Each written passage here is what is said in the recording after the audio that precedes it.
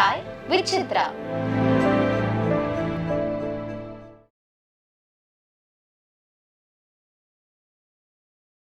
Harry Jayaraj பொறுத்த வரைக்கும் உங்களுக்கு ஒரு காட் ஃபாதர்னு அவர் சொல்லலாம். டெஃபினெட்லி.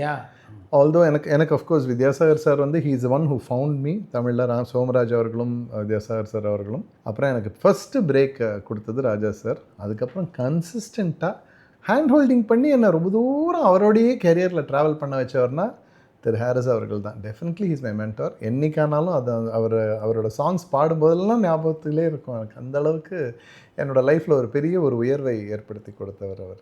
உங்களை கூப்பிட்றதுக்கு எந்த பாடல் காரணமாக அமைஞ்சதுன்னு சொன்னார் ஹாரிஸ் வந்து அப்போ நான் போய் பார்த்தேன் அவரை. போய் பார்த்து முயற்சி பண்ணிட்டது. எல்லாருமே அப்போ வந்து உங்களுக்கு அந்த கூகுள் இல்லை, கூகுள் இமேஜஸ்லாம் இல்லைல்ல. எல்லாருமே ஜெயராஜன் தான் சொல்லுவாங்க. அவரோட லாஸ்ட் நேமை வச்சு தான் அவரை சொல்லுவாங்க. ஜெயராஜ் வந்து இந்த பாட்டு அவர் தான் பண்ணணும். நிறைய மியூசிக் டைரக்டர்ஸ் வெயிட் பண்ணுவாங்க. அவ்வளோ ஒரு ப்ரோக்ராமிங்லலாம் பெரிய ஒரு ஸ்கில் உள்ளவரை, மாஸ்டர். ஸோ அதனால் அவர் வரணும்னு யார் இந்த ஜெயராஜ் அப்படின்னு பார்க்கணுன்னு எனக்கு மனசுக்குள்ளே ஒரு யார் இப்படி பேசுகிறாங்களே அவரை பற்றி பரவாயில்ல அப்படின்னு. அதுக்கப்புறம் ஒருத்தர் சொன்னார், யாரோ ஜெயராஜ் மியூசிக் பண்ணுறாரு, நீ போய் ட்ரை பண்ணேன், அவர் ஏதோ வாய்ஸ்க்கு புதுசாக கூட யூஸ் பண்ணலாம்ல அப்படின்னோடனே அவரோட ஸ்டுடியோ அந்த கேகே நகரில் இருந்த ஸ்டுடியோவுக்கு நான் போனேன். அப்போ வந்து அவரை சந்தித்து அந்த மாதிரி நான் பாடுறேன் சார்னு கேசட்லாம் கொடுத்தேன். அப்புறம் அவர் ஜிங்கிள்ஸும் பண்ணிட்டு இருந்தார் அந்த டைமில்.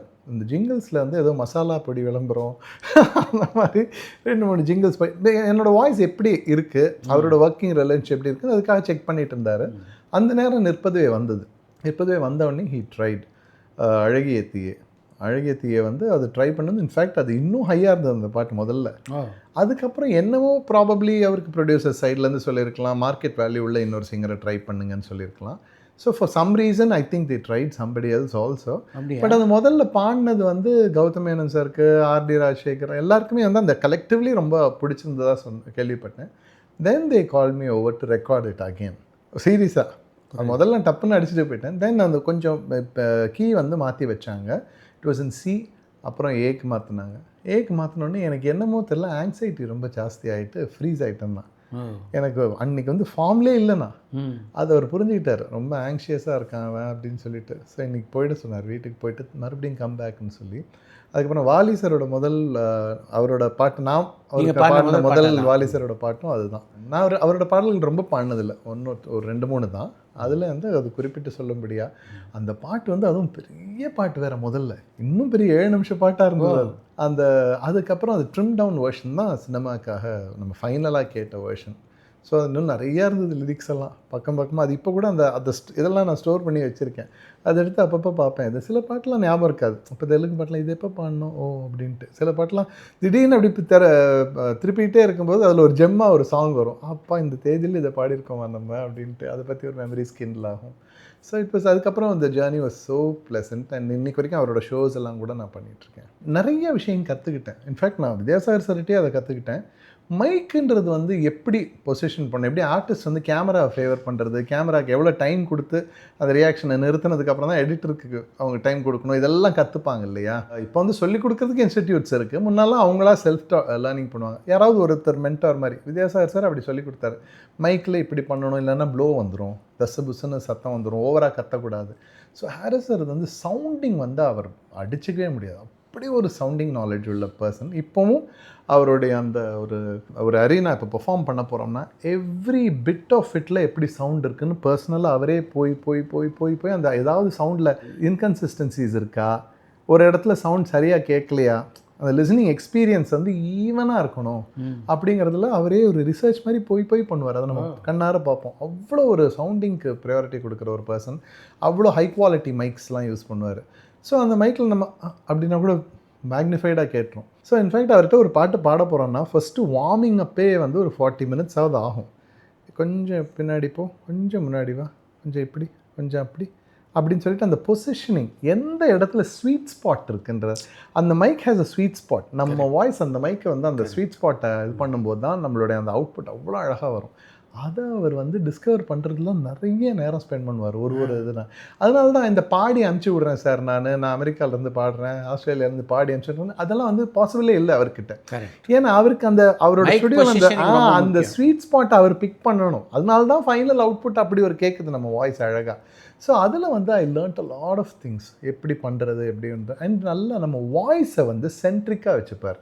பாட்டுங்கிறது வாய்ஸை சுற்றி மற்ற கருவிகளுடைய ஒரு இசை அப்படிங்கிறது தான் வந்து அந்த கான்செப்ட். அதனாலேயே அவர்கிட்ட பாடுறதுக்கு சிங்கர்ஸ் ஏங்குவாங்க. அந்த வாய்ஸோட அழகு, அந்த ஒரு வாய்ஸுக்குரிய ஸ்வீட்னஸ் இருக்கும்ல, அதையும் கொண்டு வருவார் அவர். இன்ஃபேக்ட் நம்ம சம்டைம்ஸ் நம்ம எக்ஸ்ட்ராவாக கொஞ்சம் ஆர்வ கோளாறாக சங்கதிகள்லாம் ட்ரை பண்ணால் அவர் சொல்லுவார், உன் வாய்ஸில் எனக்கு அந்த சங்கதி வேணாம், உனக்கு வரும், அது எனக்கும் தெரியும், அது வந்து வேறு யாராவது விரும்புகிறவங்க இருப்பாங்க, அந்த இடத்துல நீ யூஸ் பண்ணிக்கோ, எனக்கு வந்து உன் வாய்ஸை பிளெயினாக தான் பிடிக்கும், அந்த பிளெயினாக இருக்கிறதே மியூசிக்கல் வாய்ஸ் வந்து அப்படின்னு சொல்லுவார். அண்ட் நிறைய மேடைகளில் இப்போவும் வந்து என்னோட ஃபேவரட் சிங்கர் ஹரிஷ் ராகவேந்திரான்னு சொல்லியிருக்காரு, which is a very big honour எனக்கு. ஏன்னா ஒரு மியூசிக் டைரக்டர் அவர் வாயால் அதை சொல்கிறதுங்கிறது பெரிய ஒரு மென்டார். அண்ட் டெஃபினெட்லி ஒரு நாளும் அவர் எனக்கு செஞ்ச பாடல்களை, அவர் கொடுத்த ஒரு உயர்வை வந்து மறக்கவே முடியாது. அவருக்காக நீங்கள் பாடிய பாடல்கள் உங்களுக்கு ரொம்ப பிடித்த பாடல்கள் அப்படின்னு அழகிய தீயே அஃப்கோர்ஸ். பட் எனக்கு நெஞ்சில் நெஞ்சில் இதோ இதோ காதல் காதல் பிறந்ததோ, கொஞ்சம் காற்றில் மயங்கியே கொஞ்சம் மேலே பறந்ததோ, மாலை வேளை வேலை காட்டுதோ, என் மூளை வானம் ஜுவாலை மூட்டுதோ, என் நிலாவில் ஒரு மின்சாரல் தான் தூவுதோ, என் கனாவில் உன் பிம்பத்துகள் இன்பங்கள் பொழிகையில். அந்த பாட்டு ரொம்ப. எந்த பாடலுக்கு பிறகு உங்களுக்கும் அவருக்கும் ரொம்ப ஒரு இணக்கமான உறவு ஏற்பட்டது? முதற்கனவேன்னு கூட சொல்லலாம். முதற்கனவே, ஏன்னா அந்த முதற்கனவே வந்து நான் பாடும்போது ரெண்டாவது ஒரு பாட்டு கொடுத்துடலாம், ஒரு பாட்டு ஹிட் ஆகிடலாம், அதுக்கப்புறம் அடுத்த அதே டைரக்டர், அதே மியூசிக் டைரக்டர் நம்மளை கூப்பிடுறதுங்கிறது இருக்கு இல்லையா. ஸோ ரெண்டாவதாக நான் பாடிய பாடல் அவருக்கு வந்து முதற்கனவே. ஸோ அந்த முதற்கனவே வந்து இன்ஃபேக்ட் லாஸ்ட் அந்த ஆல்பம் முடிச்சிட்டாங்க கிட்டத்தட்ட. மஜ்னு வந்து ஆல்ரெடி, ஏன்னா அது முதல்ல அவர் பண்ண ஆரம்பித்த படம் மஜ்னு தான். ஆமாம். அந்த மஜ்னுவில் வந்து நான் அந்த ஒன் சாங் வாஸ் லெஃப்ட், அதுக்கு என்னை வந்து கூப்பிட்ட போது எனக்கு சரி, அவருக்கு பிடிக்கும்படியாக நான் பாடுறேன், அவருக்கு பிடிக்கும்படியாக நடந்துக்கிறேங்கிறது புரிஞ்சுது எனக்கு. அந்த ஒரு பாயிண்ட் ஆஃப் கான்டாக்ட் கனெக்ஷன் இருக்குது அப்படிங்கிறது இப்போவும். ஆனால் இன்னொரு விஷயம், அன்றைக்கி மலேசியாவில் ஸ்டேஜ்லேயும் சொன்னார், அவரை வந்து ஹரிஷ் ஜெயராஜ் அப்படின்னு சொல்லுவாங்க எல்லாருமே. பொதுமக்கள் பார்த்தீங்கன்னா ஹரிஷ் ஜெயராஜ் மியூசிக் போட்டுக்கிறாரு அப்படின்னு சொல்லுவாங்க. அதே மாதிரி என்ன வந்து ஹாரிஸ் ராகவேந்திரன் தான் கூடுவாங்க. முக்கால்வாசி பேர் என்ன ஹாரிஸ் ராகவேந்திரன். எப்படியோ இருக்கு. ஆமாம், எனக்கு ஹாரிஸ் ராகவேந்திரா, ஹரிஷ் ஜெயராஜ்னு அவரை கூப்பிடுவாங்க. ஸோ அந்த மாதிரி அதை எனக்கு அந்த முதற்கனவே வந்து ஒரு பெரிய கனெக்டிங் பாயிண்ட் இருந்தது. அதுக்கப்புறம் ஆகாய சூரியனை பல சாங்ஸ் வந்தாலும் அந்த முதற்கனவே வந்து ஸ்டேஜில் இன்னமும் அப்படி ஒரு இம்பேக்ட். அந்த ஒரு நாதஸ்வரம் வரும், அதில் அந்த நாதஸ்வரம் பிட்டு அது பண்ண ஆரம்பித்த உடனேவே க்ரௌட் தேல் கோ கிரேசி.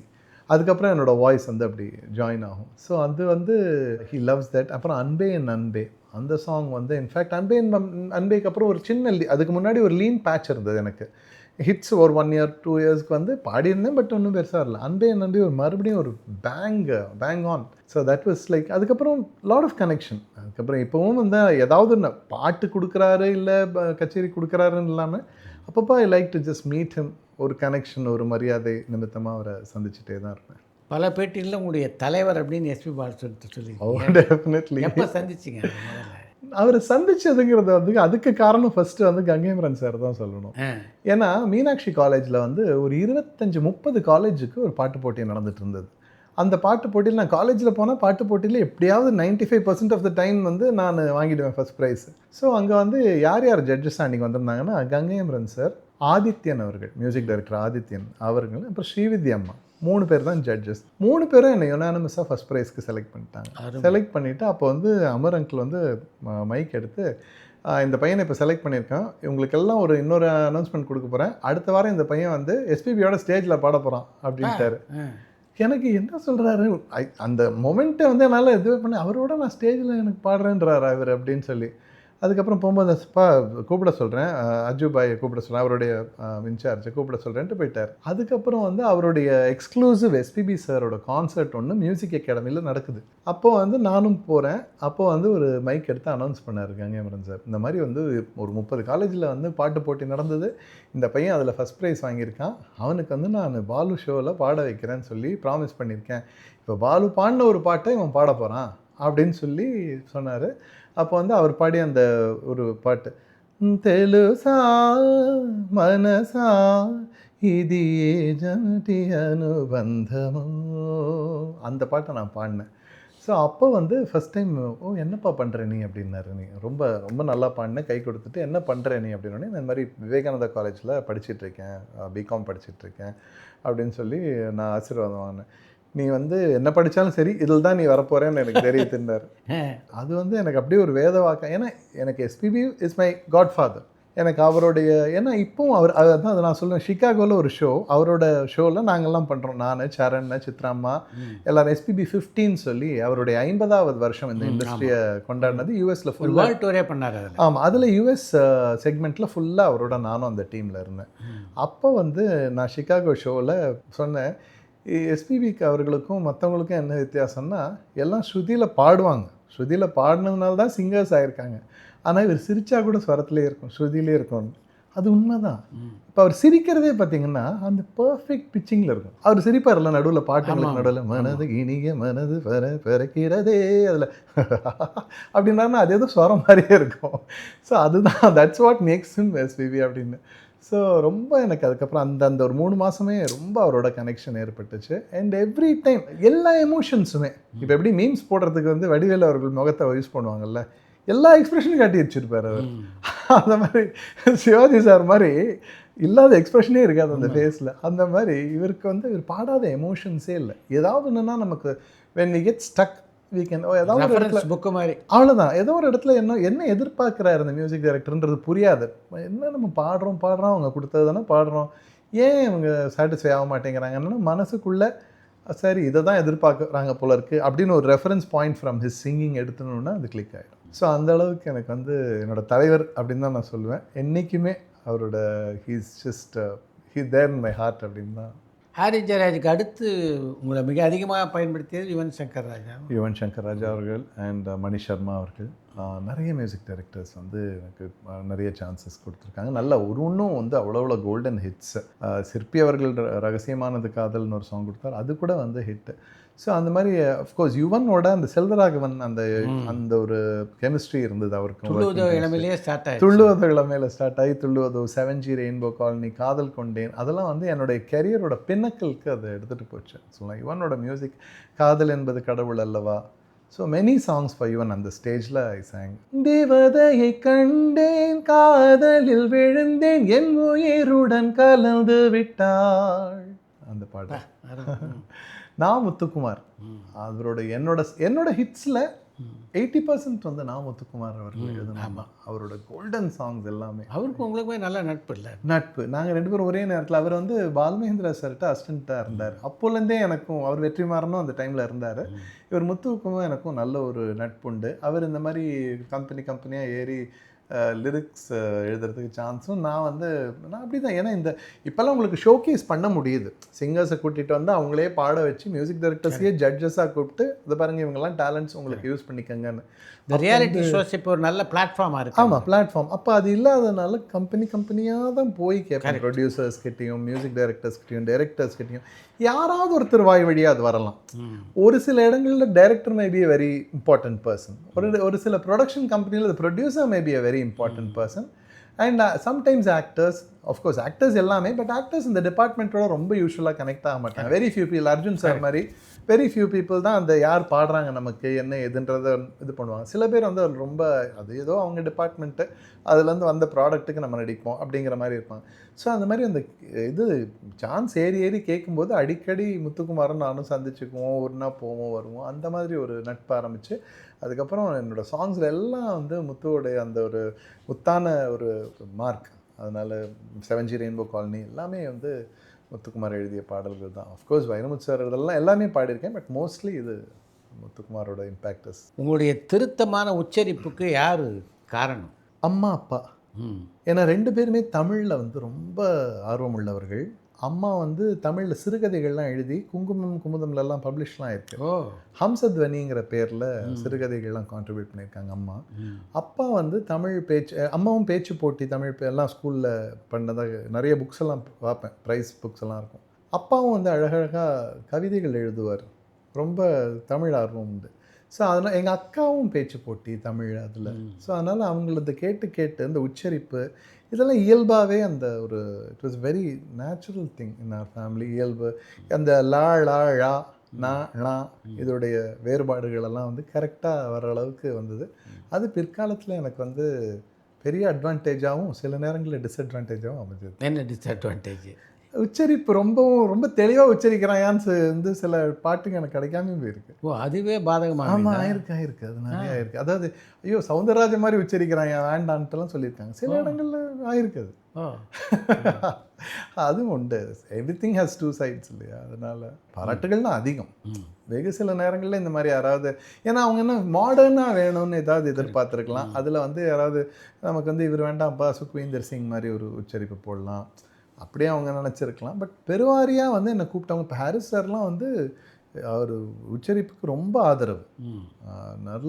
நல்ல தமிழ் வரணும் அப்படின்னு தான் நினைப்பாங்க. அவ்வளோ நல்ல தமிழுக்கு அண்ட் நிறைய நேரத்தில் அது வந்து அண்ட் ஃபேன்ஸ் இண்டஸ்ட்ரியில் ஒரு பக்கம் தமிழை நேசிப்பவர்கள்.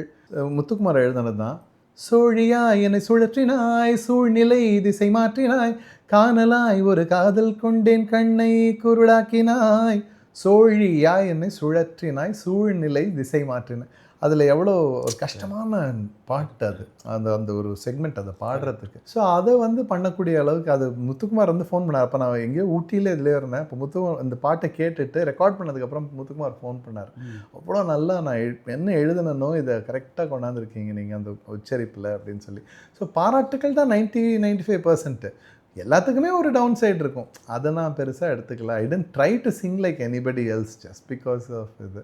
மெயினாக மக்கள் இந்த தமிழ் சங்கத்தில் நான் போய் பெர்ஃபார்ம் பண்ணாலும் அதை வந்து அவங்க ரொம்ப சந்தோஷமாக அதை ஏற்றுப்பாங்க. எந்தெந்த பாடலாசிரியர்களெல்லாம் உங்களை பாராட்டியிருக்காங்க? தாமரை ஒரு சில நேரங்களில் தாமரையோட வந்து நான் பண்ணதெல்லாமே அவங்களோடய சேர்ந்து உட்காந்து பண்ண மாதிரி தான் இருக்கும். ஆமாம், அப்படியே இது பண்ணனா தனியாக ஒரு பாராட்டுன்றது வந்து ரொம்ப ரேர் தான். ஒரு தடவை வைரம் சார் வந்து பாடும்போது அந்த முதற்கனவே வந்து சர்க்கரை நிலவே பாட்டை வந்து அவர் மெல்லினமே சர்க்கரை நிலவே முதற்கனவே அதெல்லாம் வந்து அவர் எழுதுனது. ஸோ அதெல்லாம் வந்து அவர் ரொம்ப பாராட்டினார். பட் பிரத்யேகமாக எனக்கு ஃபோன் பண்ணி பாராட்டினதுன்னு ரொம்ப பெரிய லெஜண்ட்ஸ் எல்லாம் நமக்கு ஃபோன் பண்ணுவாங்கன்னு எதிர்பார்க்க முடியாது. நம்ம ஏன் சந்திக்கும் போது இந்த மாதிரி அவங்க பாராட்டுகள் சொல்கிறதோட சரி. தெலுங்குல நீங்கள் பாடினது எது பெஸ்ட்டு சாங் அப்படின்னு சொல்லுங்கள்? ஹாரிஸ் அவர்களுக்கே அந்த கஜினி படத்தோடைய தெலுங்கு வெர்ஷன் நான் பாடினேன். హృదయం ఎక్కడున్నది నీ చుట్టూనే తిరుగుతున్నది. பின்னணி பாடல்களால் மட்டும் எப்படி எல்லா மொழியும் அவ்வளோ சுலபமாக கற்றுக்கொள்ள முடியுது? ஹிந்தியும் எழுத படிக்க கற்றுக்கிட்டேன் சார். இப்போ மதுரம், தமிழில் வந்து மதுரம் அப்படின்ற வேர்டு இருக்குது. ஆனால் தெலுங்குலேயோ கன்னடாலேயோ அதை பாடணுன்னா மலையாளத்துலேயோ மதுரம்.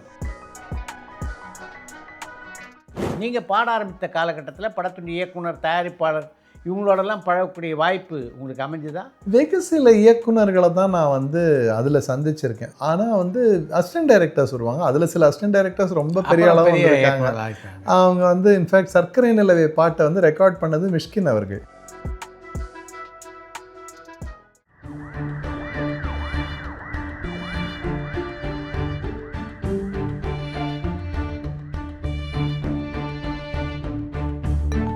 பரபரப்பான சினிமா செய்திகள், நட்சத்திரங்களின் பேட்டிகள், சினிமா வரலாறு ஆகியவற்றை பார்க்கவும் படிக்கவும் உங்களுக்கான இணையதளம் touringtalkies.co.